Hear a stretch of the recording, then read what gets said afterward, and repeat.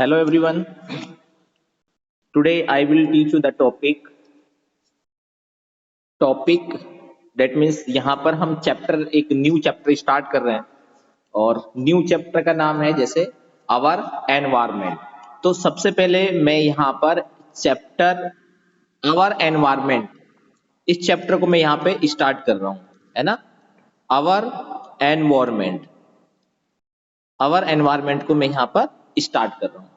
बेटा सबसे पहले हमें याद रखना है कि भाई एक एनवायरमेंट है तो हम एक एनवायरमेंट को कैसे डिफाइन करें, है ना। हमें एनवायरमेंट के अंदर एनवायरमेंट क्या है, पहले तो ये क्वेश्चन आता है कि आवर एनवायरमेंट, तो एनवायरमेंट क्या है। तो एनवायरमेंट में हम बता सकते हैं कि भाई एक नेचुरल हैबिटेट जिसमें किसी भी ऑर्गेनिज्म की लाइफ और उसका एक हमें डेवलपमेंट देखने को मिलता है ना। किसी कोई एक्सटर्नल कंडीशंस हैं और उन वो एक्सटर्नल कंडीशंस किसी भी ग्रुप के लाइफ को या उसके डेवलपमेंट को, है ना, एक उसके नेचुरल हैबिटेट में उनका हमें लाइफ और डेवलपमेंट हमें देखने को मिलता है। तो वो एक तरह का क्या है, एनवायरमेंट है। बेटा हम इस एनवायरमेंट के अंदर हम यहाँ पे डिस्कस करेंगे इकोसिस्टम। किसको डिस्कस करेंगे हम यहाँ पर, इकोसिस्टम के बारे में बात करेंगे। तो ये पॉइंट आपको याद रखना है कि भाई इकोसिस्टम क्या है। तो सबसे पहले हम बात करते हैं कि इकोसिस्टम क्या है। तो इकोसिस्टम में हम कह सकते हैं कि इकोसिस्टम एक structural and functional unit of biosphere, या हम नाम दे सकते हैं कि एक स्ट्रक्चरल या फंक्शनल यूनिट ऑफ एनवायरमेंट। जो मैं यहाँ पे टॉपिक लिखा है, चैप्टर लिखा है आवर एनवायरमेंट, यानी आवर एनवायरमेंट में हम बता सकते हैं इकोसिस्टम। इकोसिस्टम क्या है, एक स्ट्रक्चरल या फंक्शनल यूनिट है ना। एनवायरमेंट की एक स्ट्रक्चरल या फंक्शनल यूनिट है जिसको हम नाम देते हैं इकोसिस्टम। तो बेटा मैं यहाँ पे डिफाइन कर सकता हूँ इकोसिस्टम को कि ecosystem it is the structural and functional unit. It is the structural and functional unit of the environment, है ना। ये पॉइंट हमें यहाँ पे याद रखना है। एनवायरमेंट, है ना, या हम नाम दे सकते हैं बायोस्फीयर, है ना। क्या नाम दे सकते हैं, बायोस्फीयर या नेचर। ये पॉइंट हम दे सकते हैं नेचर की या बायोस्फीयर या एनवायरमेंट की एक स्ट्रक्चरल एंड फंक्शनल यूनिट होती है जिसको हम क्या नाम देते हैं, इकोसिस्टम नाम देते हैं। अब मैं बात करता हूं कि भाई सबसे पहले ये बायोस्फीयर क्या होता है ना। इसमें एक वर्ड आया है कि भाई बायोस्फीयर क्या है। हम बायोस्फीयर को हम कैसे डिफाइन करें। तो बायोस्फीयर को हम ऐसे डिफाइन कर सकते हैं कि भाई मान लीजिए यानी अर्थ का ऐसा कोई भी पार्ट जहां पर कोई लाइव करता हो, है ना, जहां पर कोई लाइव करता हो तो उसी को हम क्या नाम देते हैं, एक बायोस्फीयर नाम देंगे। या हम कह सकते हैं कि भाई जहां पर लाइफ एग्जिस्ट कर सकती है ना, एक अर्थ का कोई भी पार्ट जहां पर लाइफ एग्जिस्ट कर सकती है उसी को अपन क्या नाम देंगे, बायोस्फीयर। क्योंकि बायोस्फीयर में वर्ड क्या रहा है बेटा, बायो। बायो का मतलब है कि भाई जहां पर कोई भी लिविंग ऑर्गेनिज्म, है ना, ये वहां पर क्या कर रहा है, एग्जिस्ट कर रहा है, वहां पर रह रहा है, वहां पे वो लाइव कर रहा है। तो हम नाम देंगे भाई वो क्या है, एक तरह का बायोस्फीयर है। तो बायोस्फीयर को बेटा मैं कैसे नाम दे सकता हूँ कि बायोस्फीयर यानी एवरीथिंग्स, है ना, कुछ भी, एवरीथिंग्स ऑन अर्थ, है ना। हम कह सकते हैं एवरीथिंग्स ऑन अर्थ, है ना। इसका मतलब क्या है, जो किससे रिलेटेड है, रिलेटेड टू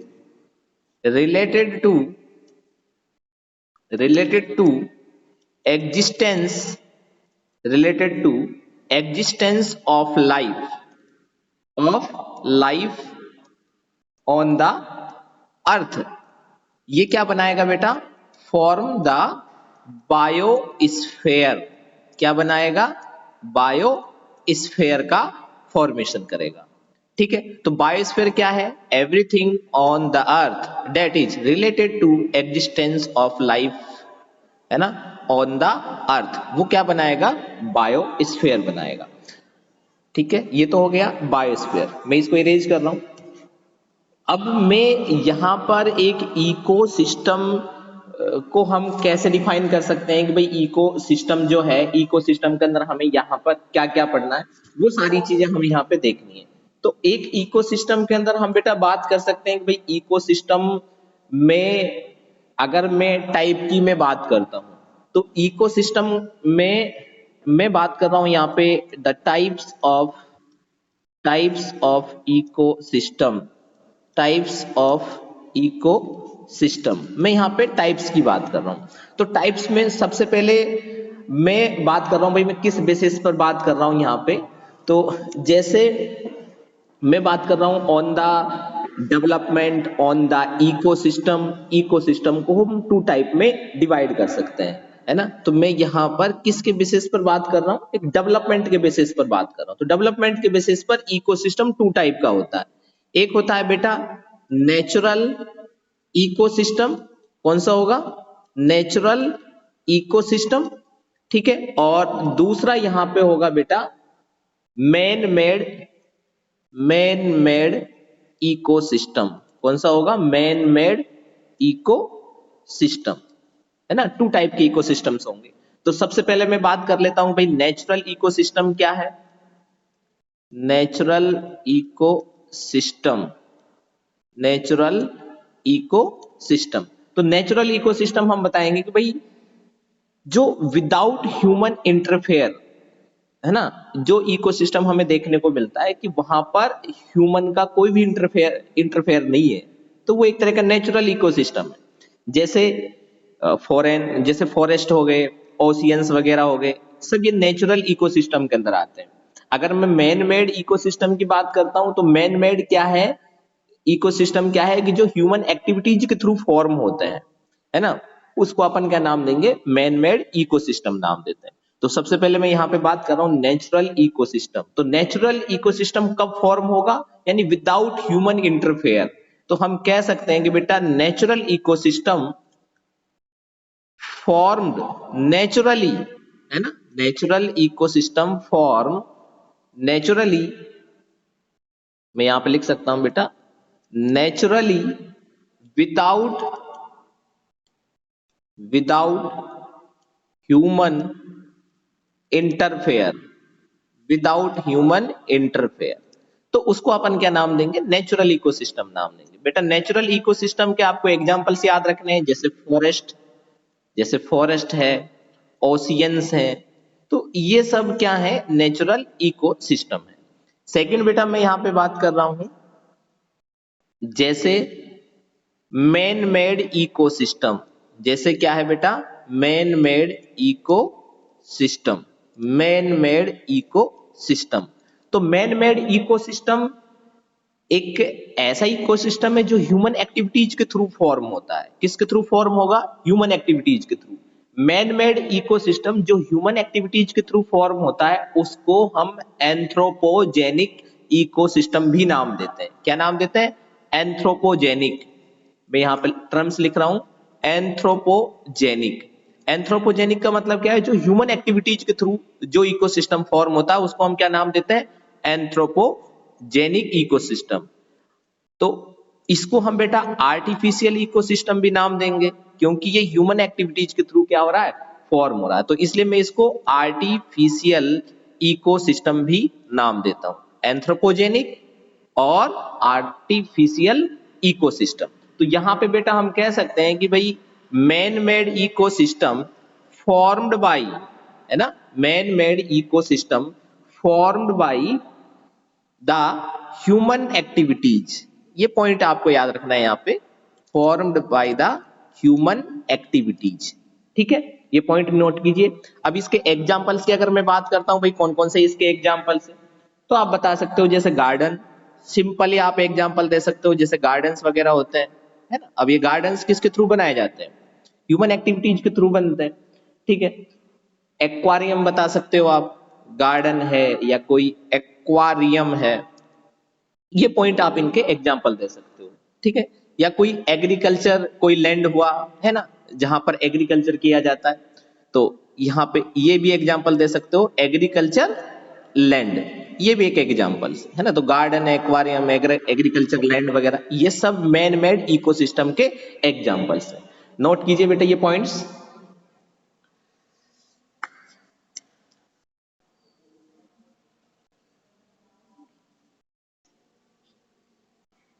हो गए बेटा। तो मैंने जो ये इकोसिस्टम मैंने बात किए थे बेटा किसके ऊपर, एक डेवलपमेंट के बेसिस पर मैंने डिवाइड किया है ना। तो आप ऊपर ये पॉइंट भी जरूर ऐड कर लेना यहाँ पे, on the basis of, OTBO। On the basis of का मतलब हो गया कि हमने यहाँ पे जो इकोसिस्टम्स को बताया है, मैंने एक डेवलपमेंट के बेसिस पर इनको डिवाइड किया है ना। चलिए अब मैं नेक्स्ट बात करता हूं।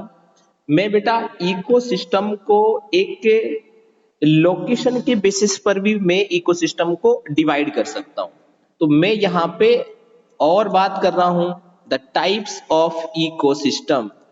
टाइप्स ऑफ इकोसिस्टम मैं बेटा बात कर रहा हूं यहां पर on the basis of, OTBO, on the basis of, the basis of location, है ना, बेसिस ऑफ लोकेशन। मैं लोकेशन के बेसिस पर यहां पे इसको एक डिवाइड कर रहा हूं इकोसिस्टम को।